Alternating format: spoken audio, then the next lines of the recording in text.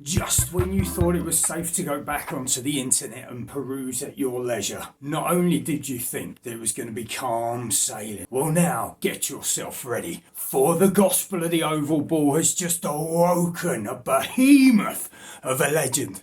An absolute legendary status coming live and direct to one and all. Bigger than the Return of the Jedi. Bigger than the Return to the River Kwai. The ultimate rugby league competition now on your doorstep. The season has begun. The Southern Conference League is with us.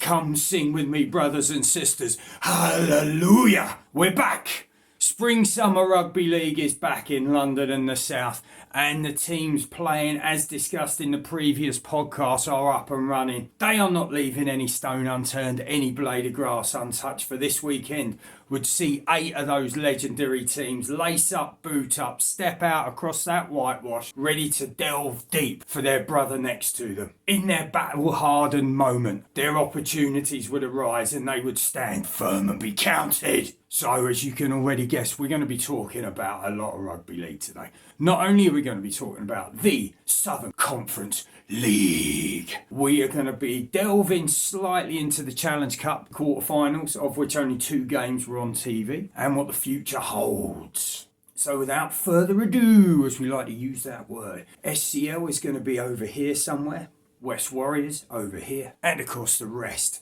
will probably be planted along here somewhere if it allows me to do so. As promised, from the top of the show, we will begin, as every good programme does. The current champions, Hammersmith Hills Hoists, would welcome the North Hearts Crusaders to Chiswick Rugby Club. Could have been a well-matched battle. Hammersmith sometimes aren't the fastest out of the blocks, but after their Challenge Cup run, it would appear to be a one-sided affair. I didn't get to watch any of the games this weekend. I'm just going by the score lines. North Hearts Crusaders played their socks off, but Hammersmith proved why they are current champs and why they made it to the 4th round of the Challenge Cup. They put on a championship performance and defeated their visitors 44 points to 0. London Scholars debut into the competition that would see them welcome the Tigers of Bedford. And that would be a full-blooded, non-stop attacking show for the purists, who loves their attack and their offence. Looking at the scoreline, defences probably will tighten up throughout the season, but hey, who cares? This is the people's sport. This is a game that everyone wants to go and watch because it is full entertainment value. Banging on those doors, and the players did not let down their respective fans as they put on a show for the ages. Unfortunately for N22's London Scholars, they would go down in a blistering, mouth-watering battle. The scoreline would reflect their battling hardness as they went down 46-38. So wow, I mean, if you're a betting man, that's a point a minute. So hats off to the boys. What a season this is going to be. Scholars Bedford setting a platform for multiple tries. Earlier on the day on Saturday, London Chargers welcomed Brentwood Hills. The Princes of Southern Essex taking on the Princes of South West London in a mouthwaterer under the midday sunshine at King's House Hall School Grounds, which has just had this new pitch put in, this 4G behemoth. So both teams looking to impress early season, and in this game, the score was 10-10 at half-time. Couple of penalties went in favour of Brentwood, but they just couldn't push on, and the Chargers, being a battle-hardened team that they are, would become victorious. The final score would be 32-10 to the Chargers to give them the opening day win. Rounding off, there can only be one. There can only be another one.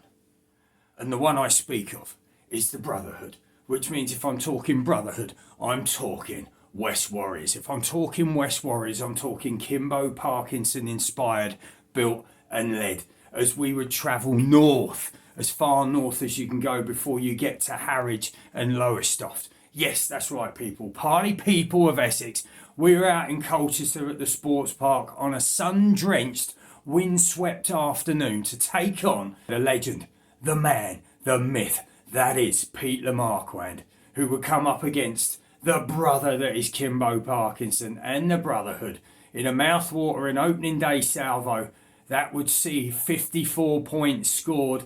that eventually would go in favour of the Brotherhood. The Rhinos looking tastier this season than they have done for a few. West Warriors a little bit slow out the blocks, but a win's a win. It's on the road. It's one of the longest travellers out there. A game that would definitely bring Tasty back to the greatest game. So the first 4 games then would see Hammersmith, London Chargers, Bedford Tigers, and of course West Warriors go for the win. All goals of Bristol are going to be making their entrance into the competition next week as they had a bye week. Things are going to go up a mouth-watering level of Tasty. I will see you there next week. Double-heading explosion. West Warriors going to be taking on London Chargers in a Battle of London. No one can wait for this one. Everyone wants a piece of it.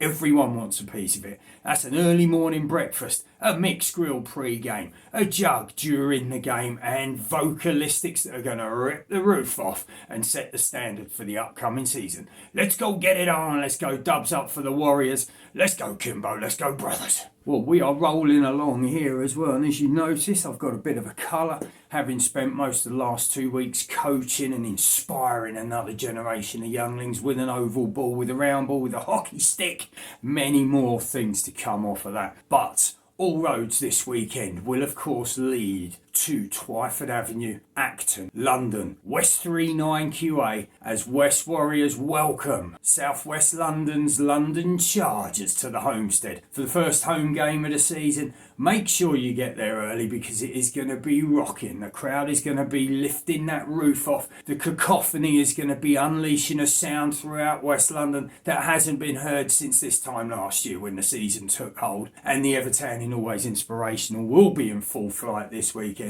Whether it be on the sidelines, whether it be behind bars, whether it be singing from the rooftops or booting up with the brothers to lift their spirits and improve their game. Game is going to probably kick off at 12:30, the reserve grade. The main grade will kick off at 2:30. The post game will kick on at 4 to 4:30. And then what you do with the rest of your evening is entirely up to you. I thank you for now. We'll see you there and then. That's Saturday. Wasp Rugby Club, W3 9QA, nearest train station, Acton Piccadilly line or Ealing Common, or get the 207 from Shepherd's Bush or 207 from Ealing Broadway to bring you to the heartland of West London Rugby League on the Uxbridge Road. Let's go Warriors! Challenge Cup quarter-finals got played out this weekend. There's a lot of furore about whether it should be on all the channels. Unfortunately, as we know, they're never going to put all the games on for whatever reason they see fit. They picked 2 games. The Hull KR game kicked off on Saturday against Leigh, which was a rerun of last year's final. Tasty. Really good game, except this time Leigh couldn't quite make it over the line. Hull KR proving too strong a team, and they will progress to the semi-finals.